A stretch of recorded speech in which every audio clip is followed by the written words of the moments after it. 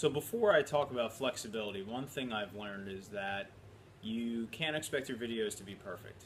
Remember, the purpose is to deliver specific content or deliver something to your students, and if it doesn't happen in the best way possible, then so be it.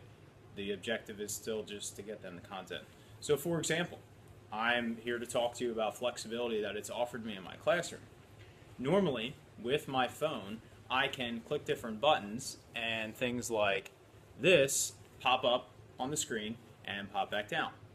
I can't get my phone to work. I've been trying for 15 minutes. I have to finish this video, so I'm going to be walking to the camera back and forth. So, as you can see, we are going to talk about differentiation.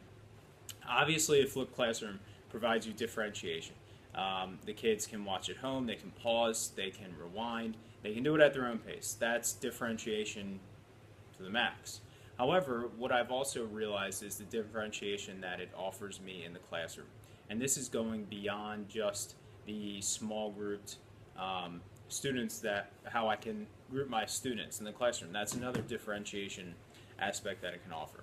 But what I did one time for a lesson, and I apologize that I'm off the camera, is they were learning about multiplying with decimals, and we talked about how it's a very similar strategy to multiplying with whole numbers. And I wanted them to learn in the method that they were comfortable with. So when they went home for their lesson, they watched a video, and they had a choice to continue their lesson in either partial products, lattice, or traditional multiplication.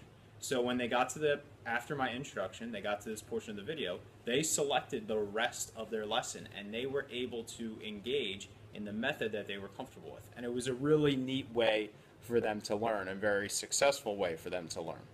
So the next bit of flexibility is the blended learning aspect. And we'll talk about this a little bit today. And the idea is that they are having these video or interactive lessons happening in the classroom, but it gives you more time for other things. So here's just a picture of what it might look like when you're in the classroom seeing blended learning. You can see a lot of my students are on devices. In that case, I had the students come in and they watched a 5-minute quick mini lesson before we started class. And I realized that I could have just taught the whole class, but we know how students struggle sometimes to listen to whole group lectures. And it only took me about 3 or 4 minutes longer, possibly, to do that lesson, and I knew that every single student was going to be engaged in what I was trying to teach them, and it was successful.